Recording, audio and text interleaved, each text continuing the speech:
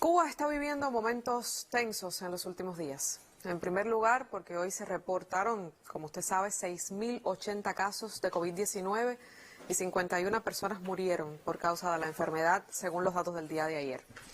Sin embargo, varios acontecimientos han distraído nuestra atención de la tragedia que supone que ahora mismo, mientras converso con usted, alrededor de 38.000 personas están con COVID-19 ingresadas en hospitales o en instituciones que se han reinventado para acoger pacientes de esa enfermedad. Marchas, protestas son cubiertos con gran detenimiento por la prensa internacional, que tiene un estándar periodístico de noticiabilidad muy específico para Cuba, cuando no hace titulares en esos medios que este país pequeño, pobre, tenga la primera vacuna contra la COVID-19 que se ha producido en este lado del mundo. Pero sienten que ha llegado el momento de cubrir algo que sí les parece interesante. No todo el que ha salido en la calle en los últimos días ha tenido las mismas motivaciones.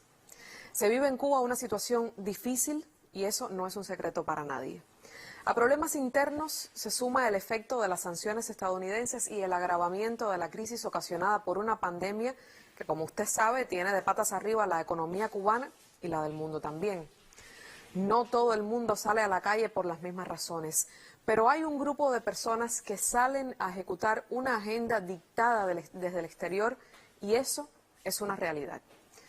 Hay otro grupo que también le sigue. También hay mucha gente que está utilizando esta situación para tener su momento de fama, su selfie heroico y llamar la atención de quienes pagan por el activismo político. Dijo un sabio que la primera víctima en una guerra es la verdad. Y este país está bajo una guerra no convencional, pero guerra al fin.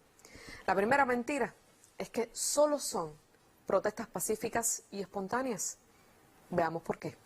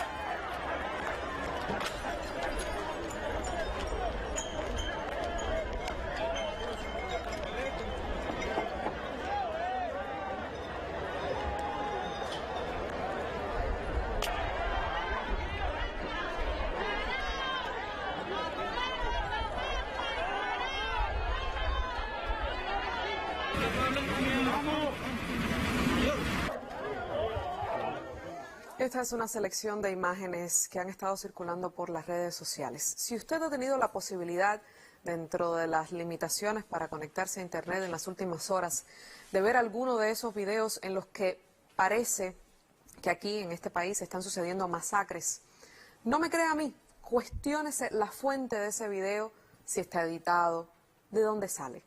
Siempre usted tendrá, como en todo en la vida, acceso a una parte de la información. Si yo tiro una piedra y luego grabo cómo me responden con otra piedra, la construcción es que yo soy la víctima, porque no mostré ni conté que fui yo la que agredí en primer lugar. No es que eso haya sucedido en todos los casos, pero indiscutiblemente es parte de la narrativa. Y es importante recordar ante tanta gente espantada porque la policía responda a agresiones, que esa es la función de la policía, mantener el orden público, detener al que incurra en delitos. Hay un plan para que esto se torne violento, porque ese es el escenario que necesitan para decir que este país está fuera de control. Muchos de los que invitan a la violencia lo justifican y otros dicen que el bloqueo es muela, que el rollo es nuestro nada más. Y sí, hay insatisfacciones, ansiedades, carencias. Tiene que ver con tareas pendientes aquí, pero no nos equivoquemos. No es retórica política, no es una excusa del gobierno. El bloqueo impide que este país se desempeñe en el escenario internacional como un país normal. Impide o hace más difícil o caro todo ejercicio de importación de bienes básicos para la vida. Donald Trump, el anterior presidente estadounidense, puso 243 medidas más que eliminaron otras fuentes de ingresos, pero ojo, no fuentes de ingresos solo para el gobierno, sino también, por ejemplo, para el conductor de automóviles que paseaba al crucerista por Cienfuegos o Santiago de Cuba, o para el restaurante privado que vio su clientela desaparecer por medidas que tienen un responsable directo, el anterior presidente de Estados Unidos y su administración. El actual Joe Biden deja todo intacto, pareciéndose a Trump él, que se promete diferente y no aplica una estrategia de respeto y diálogo que es al final lo menos dañino para la familia cubana y lo más conveniente para los intereses de seguridad nacional de Estados Unidos. El bloqueo está y estará. El entramado legal es complejo y nos queda denunciar cuán injusto es y sobreponernos a las privaciones que trae. Ahora, si ya era injusto, en tiempos de pandemia, donde decenas mueren por día en este país por la COVID-19, donde la gente enferma y cuesta mucho producir medicamentos y capacidades hospitalarias porque todo es más caro y más difícil para un país como este, pobre y más pobre por el bloqueo, cuando la prioridad del mundo debería ser salvar vidas, mitigar los efectos de la pandemia, evitar que se mueran mujeres embarazadas o niños, ellos ven en esto una oportunidad, un aliado, un virus como el SARS-CoV-2 como aliado, ya lo ha dicho el canciller cubano.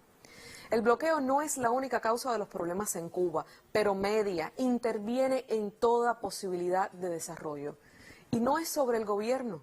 El bloqueo y sus privaciones son sobre nosotros, sobre mi familia y la suya. No, el bloqueo no es muela. Entonces, nuestra vida está más difícil con el temor añadido de contagiarse uno y contagiar al anciano del hogar, luego quizás al adolescente que no puede vacunarse aún de COVID-19. Y entonces salen los que dicen que van a salvar a Cuba pidiendo una intervención militar. Esa es una palabra que es, esa construcción, ese sintagma nominal, es un eufemismo. Vamos a lo que significa eso. Y ahí tenemos algunos tweets de personas, perfiles, medios que han pedido la intervención militar en Cuba. Significa bombas que no escogen entre una casa u otra, por tanto, entre una familia u otra. Significa violencia de verdad, tanques en la calle, hambre, pobreza, la destrucción del país, de su proyecto de vida, de su futuro. Y esto yo no me lo estoy imaginando. Esto lo vimos en Irak, en Libia, en Siria. Es inadmisible, irresponsable, inhumano llamar a la guerra siempre, pero mucho peor para el país en el que uno nació, para su propio pueblo, no importa donde uno se encuentre viviendo. No obstante, todos esos entusiastas de la intervención militar que llaman a la guerra desde el sofá de su casa, acompañan un coro que ve la muerte y la destrucción como consecuencias colaterales, porque el fin justifica los medios. Esas personas que justifican el bloqueo ven las privaciones que han marcado la vida de los que vivimos bajo bloqueo como penurias inevitables. Dicen ellos que no las pasan porque el fin lo merece. El fin, dicen, es la libertad. Y eso es un fin loable para todos los pueblos del mundo. Ahora, ¿qué significa eso en este contexto?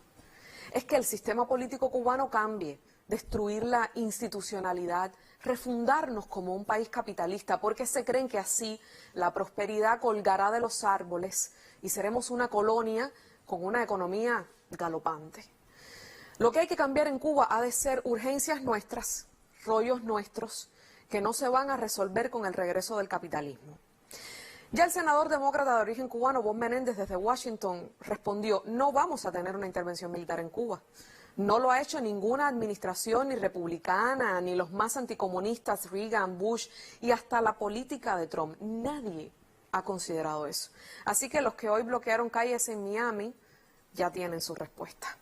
Lo que está sucediendo en Cuba se parece mucho a lo que los manuales de guerra no convencional describen. Se montan sobre problemas internos y los utilizan para ejecutar agendas políticas pagadas públicamente, esto no es secreto, por un gobierno extranjero. Usando las redes sociales, embullan a los crédulos y utilizan las insatisfacciones de muchos para ejecutar la estrategia esa de justificar que esto es un caos y que la guerra es la solución. Y es que si uno pasa mucho tiempo en la pantalla del teléfono, termina creyendo que la realidad es esa y no la que estoy mirando a mi alrededor. Hay dinero y mucho se ha denunciado en este noticiero detrás de estas estrategias y mucha gente buscando marcarse, definirse. Y es triste que nos dejemos empujar a las polarizaciones que tanto daño hacen. Una de las cosas más preciadas que tenemos en Cuba y que es responsabilidad de absolutamente todos preservar es la tranquilidad ciudadana. Otra de las razones que nos hacen excepcionales en el contexto geográfico en el que estamos. La perdimos durante unos días y ojalá que por el bien de todos no se vuelva a perder. Ahora más que nunca, manténgase informado. Buenas noches.